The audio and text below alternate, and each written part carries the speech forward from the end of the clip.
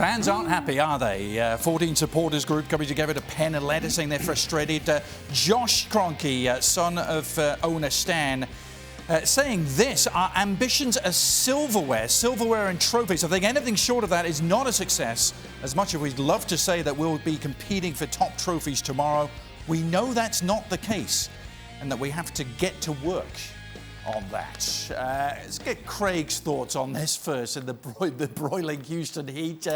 Those Arsenal fans, what are they going to make, do you think, of Josh Kroenke's message to them? Their letter's akin to hitting somebody with a feather duster. I mean, let's be quite frank about it.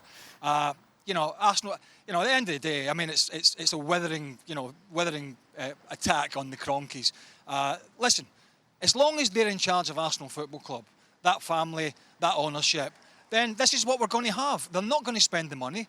The structure has been a bit of a mess. The signing policies have been a mess. That's why Unai Emery's scratching around. They've got some good young kids. I saw them against Bayern the other night. They have got some good young kids. But there's a big difference playing in pre-season, then taking that over the course of a year. That ain't going to happen. The other side of the coin is, quite frankly, they can't afford to buy players. There are reports that they want the likes of Zaha from Palace. Palace want 80 million. Arsenal can only go to 40 million. So we're going to see them play second and third best in the transfer market. They're not going to be able to cherry pick the best players. So they are, and there's always one guy peeps his horn, one idiot, by the way. They're not going to be able to cherry pick the best players, and therefore they're always going to be struggling. Unless the ownership of that club changes, then the story will not change, in my opinion.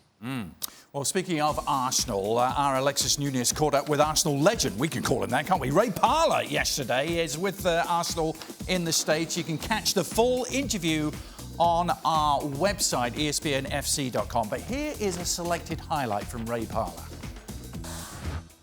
And it's rare to find a compliment about this man, Craig Burley. Craig knows I love him, though. I have to ask you, was he just as miserable on the pitch as he is with us in studio? Well, he would have been miserable on the pitch, because when we played him, we was always 3-0 up, 4-0 up. So, it was... but Craig was a great guy as well. I mean, he had a great career at Chelsea.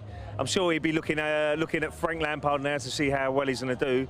But on the pitch, he was great, Craig. Good on the ball and, decent midfielder. Nice one, Craig. I'm not going to hammer you like she said to do. So, he was a great guy. Well, he's Scottish, so his pockets run deep. So that means that he will be buying a lot of drinks for you. To be fair, we've got a lot of Scottish guys on our tour, and they don't like putting their hands in their pocket, I promise you now. It cost me a fortune, this tour. It's cost me a fortune. Sounds very familiar. Sounds very familiar. Craig, any response? Well, he is right about the 3 or 4-0 up. And, I mean, not all Scottish people don't like to put their hands in their pocket, but there is one person sat quite near to you that it's a struggle to get his hand in his pocket, Stevie Nicol, and we all know that. We all know that. So he's letting the good nation down. But, at the end of the day, Ray was part of a very good Arsenal side, and unfortunately, and we're having this discussion, unfortunately, they're a long way off being that at the moment.